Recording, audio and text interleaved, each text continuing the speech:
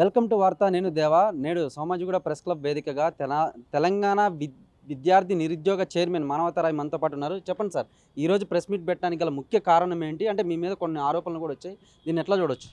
ఇప్పుడు press meet పెట్టడానికి ప్రధాన కారణం ఏంటంటే, గత నెల 15 మొన్న నెల 15వ తారీఖు, జూలై 15వ తారీఖున ఆర్ఎస్ ప్రవీణ్ కుమార్ తమ్ముడు ఆర్ఎస్ ప్రసన్న కుమారు ఇదే సోమాజిగూడ ప్రెస్ క్లబ్లో విలేకరుల సమావేశం పెట్టి 2021లో జరిగిన పివి నరసింహరావు వెటర్నరీ యూనివర్సిటీలో జరిగిన అసిస్టెంట్ ప్రొఫెసర్ల నియామకాలు జరిగిన అక్రమాలపై మేము పోరాటం చేస్తే అక్కడ మేము నిరూపించినాం కూడా. అక్కడ అక్రమాలు జరిగినాయి. ఒక వ్యక్తి బాలాజీ నాయక్, గుగులోత్ బాలాజీ నాయక్ అనే వ్యక్తి నకిలీ నెట్ సర్టిఫికేట్ పెట్టి ఉద్యోగం సంపాదించిండు. అతను ఉద్యోగంలో చూడబెక్కాలి, ఇతర అక్రమాలపైన విచారణ జరపాలని చెప్పి మేము పోరాటం చేస్తే ఆ పోరాటంలో మేము పాక్షికంగా విజయం సాధించినాం. మా ఒత్తిడికి తలొగ్గి మేము ఆధారాలు కూడా ఇచ్చినాం. నకిలీ నెట్ సర్టిఫికేటు యూజీసీకి పంపి ఎన్టీఏ ద్వారా ఆర్టీఐ అడిగి ఇది నకిలీదా లేదంటే సరైందా అని అడిగితే ఇది నకిలీదే అని చెప్పి స్పష్టంగా వాళ్ళు ఒక తీర్పు ఇచ్చారు, మా కాపీ ఇచ్చారు. ఆ కాపీని పట్టుకొని యూనివర్సిటీ యంత్రాంగం దగ్గర మేము ఫైట్ చేస్తే యూనివర్సిటీ వాళ్ళు అతను ఉద్యోగంలోంచి సస్పెన్షన్ చేశారు. వాస్తవంగా చట్టం ప్రకారం అతను ఉద్యోగంలోంచి ఊడబెక్కాలి. ఎందుకంటే కేంద్ర ప్రభుత్వాన్ని, యూజీసీని, అదేవిధంగా యూనివర్సిటీ యంత్రాంగాన్ని అందరినీ కూడా నిజమైన ప్రతిభావంతులైనటువంటి జగదీష్ ఇట్లాంటి వాళ్ళకు ఉద్యోగం రాకుండా మోసం చేసిండు. కాబట్టి ఆ చట్ట ప్రకారం అతను క్రిమినల్ కేసులు పెట్టి ఫోర్జరీ కింద నమోదు చేసి అతన్ని శిక్షించాలి. అట్లా చేయలేదు. కాకపోతే ఈలోపు మేము దాన్ని యూనివర్సిటీ యంత్రాంగం చర్యలు తీసుకోకపోతే మేము రాజేంద్ర నగర్ పోలీస్ స్టేషన్లో 2022లో నేను బాధితుడైన జగదీష్ పోయి ఫిర్యాదు చేస్తే కనీసం ఎఫ్ఐఆర్ కూడా నమోదు చేయలేదు. అంటే పలుకుబడి, అప్పుడు బీఆర్ఎస్ పార్టీ అధికారంలో ఉంది, ఆ పలుకుబడిని ఉపయోగించుకొని ఆ విధంగా బాలాజీ నాయక్ తప్పించుకోవడం జరిగింది. అయితే ప్రసన్న కుమారు ఈడ ప్రెస్ మీట్ పెట్టి ఎవడన్నా నకిలీ సర్టిఫికేట్లు పెట్టిన వాళ్ళు వెనకేసుకొస్తారా? కాకపోతే మొన్న ఒక జస్టిస్ విజయసేన రెడ్డి గారు ఈ విషయంలో వివాదంలో ఆయన కోర్టుకు పోయిండు. నన్ను యూనివర్సిటీ యంత్రాంగం అక్రమంగా సస్పెండ్ చేసిందని పోయిండు. వాస్తవంగా ఏంటంటే యూనివర్సిటీ అధికారులు కావాలనే చేశారు అది. ఎందుకంటే ఏ వ్యక్తినైనా సస్పెన్షన్ చేసేటప్పుడు నోటీస్ ఇవ్వాలి. నోటీస్ ఇవ్వకుండా అతను లాభం జరగాలి, కోర్టుకు పోయిన లాభం జరగాలని చెప్పి నోటీస్ ఇవ్వకుండా అతను సస్పెన్షన్ చేస్తే జడ్జి గారు కూడా ఏమనిపిస్తుంది, అరే ఇతన్ని మరి హక్కులకు భంగం కలిగింది కదా, కాబట్టి మీరు ఆ జడ్జి గారు కూడా ఎట్లా తీర్పిచ్చారంటే ఇతని పైన చర్యలు తీసుకోండి, 4 ఏళ్లుగా ఇతను సస్పెన్షన్లో ఉన్నటువంటి జీతభత్యాలు ఇవ్వమని చెప్పిండు. సంపూర్ణంగా సహజ న్యాయ సూత్రాలకు అనుకూలంగా చర్యలు తీసుకోండి ఇతని పైన యూనివర్సిటీ యంత్రాంగం అని చెప్పిండు. కాబట్టి దీన్ని ఏదో గొప్ప ఇంకేందో జరిగిపోయింది, ఇదే జడ్జిమెంట్ అనుకుంటున్నారు. కానీ ఆ జడ్జిమెంటు పట్ల మేము వెంటనే ఆలోచన చేసి దాన్ని డివిజన్ బెంచ్కి పోదాం అనుకున్నాం.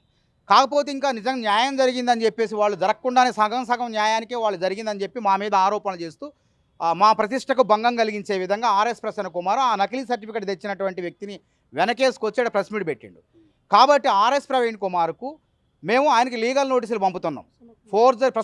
ఆర్ఎస్ ప్రసన్న కుమార్కు మేము లీగల్ నోటీసులు పంపుతున్నాం. ఫోర్జరీ మన ఏదైతే డిఫామేషన్ కేసు ఉందో సివిల్ డిఫామేషన్ కింద ఆయనకి లీగల్ నోటీసులు పంపుతాము. ఈలోపు వారం రోజుల్లో కనుక మాకు క్షమాపణ చెప్పకపోతే తప్పకుండా చట్ట ప్రకారం మేము సివిల్ డిఫామేషన్ కేసు కింద ఆయనకు నోటీసులు ఇస్తాం. అప్పుడు తగిన మూల్యం చెల్లించుకోవాల్సి వస్తుంది. ఇంకో విషయం ఏంటంటే వెంకట్రమణ అనేటువంటి ఒక మహిళను లైంగిక వేధింపులకు గురి చేసిన ఒక ప్రొఫెసరు అతను చట్టపరంగా ఒక మహిళను లైంగిక వేధింపులకు గురి చేస్తే ఫిర్యాదు చేస్తే యూనివర్సిటీ యంత్రాంగానికి అతను సస్పెండ్ చేస్తే ఆయన్ని ఎవరైనా లైంగిక వేధింపులు గురై సస్పెన్షన్ అయిన వ్యక్తిని తీసుకొచ్చి ప్రెస్ మీట్ పెడతారా? ఆయనకు సపోర్ట్గా మద్దతుగా తెలివిన్నోడు ఏమైనా చేస్తారా? బుద్ధున్నోడు ఈ పని ప్రెస్ మీట్ పెట్టడమే కాకుండా యూనివర్సిటీ యంత్రాంగం మాకు దళితుల్ని అణచివేస్తుంది అని చెప్పేసి మాట్లాడుతాడు. ఎంత విరుద్ధంగా మాట్లాడినాడు, అంత విరుద్ధంగా మాట్లాడు. అదేవిధంగా ఎక్కడైనా లైంగిక వేధింపులపై ఫిర్యాదు ఇచ్చిన మహిళల పేర్లను గోప్యంగా ఉంచాలి. గోప్యంగా ఉంచకుండా ఈ విలేకరుల సమావేశంలో ఆర్ఎస్ ప్రసన్న కుమారు ఆ అమ్మాయి పేరును బహిర్గతపరిచిండు విలేకరుల సాక్షిగా. అది కూడా నేరమే చట్ట ప్రకారం. కాబట్టి ఆ మహిళ మేమందరం కూడా అతని పైన సివిల్ డిఫామేషన్ కేసు వేస్తాను, బరాబర్ తీస్తాం, తర్వాత తగిన మూల్యం చెల్లించుకోవాల్సింది. అదేవిధంగా ఆర్ఎస్ ప్రసన్న కుమారు ఏమైనా నీతివంతుడా బుద్ధివంతుడా అంటే ఎక్కడా లేదు. అతను కృషి విజ్ఞాన కేంద్రం అని చెప్పి వరంగల్ మామునూరులో ఉంటుంది. ఆడ ప్రోగ్రామ్ కోఆర్డినేటర్గా ఉన్నప్పుడు మొరం అంటే మట్టి యూనివర్సిటీ అధికారుల అనుమతి లేకుండా అమ్ముకున్నాడు అని చెప్పేసి ఫిర్యాదులు వెళ్తే విచారణ జరిపితే వాస్తవం తేలిన తర్వాత రాష్ట్ర విజిలెన్స్ వాళ్ళు ఇది నిజమే అని చెప్పేసి అతనికి వరంగల్ విజిలెన్స్ వాళ్ళు మొత్తానికి 10 లక్షల రూపాయల జరిమానా విధించారు. అది కట్టకుండా ఈ డ్రామాలు ఆడుతాడు. అదేవిధంగా యూనివర్సిటీ వీసీ గారు ఆయన ఘనప్రకాష్ గారు, రిజిస్ట్రార్ శరత్ చంద్ర గారు, వీళ్ళంతా కూడా నిజాయితీ నిబద్ధగా ఉంటారు. అట్లాంటి ఈ రేవంత్ రెడ్డి గారు వచ్చిన తర్వాత వీసీలు ఎవరు కూడా రాజకీయ సంబంధాలు లేవు వాళ్ళకి. ఎవరైతే నిష్ణాతులు ఉన్నారో వాళ్ళ సబ్జెక్టులలో, ఎవరైతే అంతర్జాతీయంగా వాళ్ళ పరిశోధనా పత్రాలు ఉన్నాయో అట్లాంటి వాళ్ళనే వీసీలుగా నియమించిండు ఆయన. అట్లాంటిది ఘనప్రకాశం నియమిస్తే అతన్ని తప్పు పడతాడు, వీసీ గారిని, రిజిస్ట్రార్ని తప్పు పడతాడు, వాళ్ళు డబ్బులు పెట్టి తెచ్చుకున్నారని చెప్పి. మళ్ళీ ఈయన కాంగ్రెస్ పార్టీ అంటాడు. ఈయన కాంగ్రెస్ పార్టీలో ఎక్కడున్నాడు, ఎప్పుడున్నాడు? మరి కాంగ్రెస్ పార్టీలో బుద్ధున్నోడు ఎవడన్నా ముఖ్యమంత్రి గారు న్యాయబద్ధంగా పారదర్శకంగా నియామకాలు జరిపితే డబ్బులు పెట్టి తెచ్చుకున్నాడని మాట్లాడతారు ఎవరన్నా?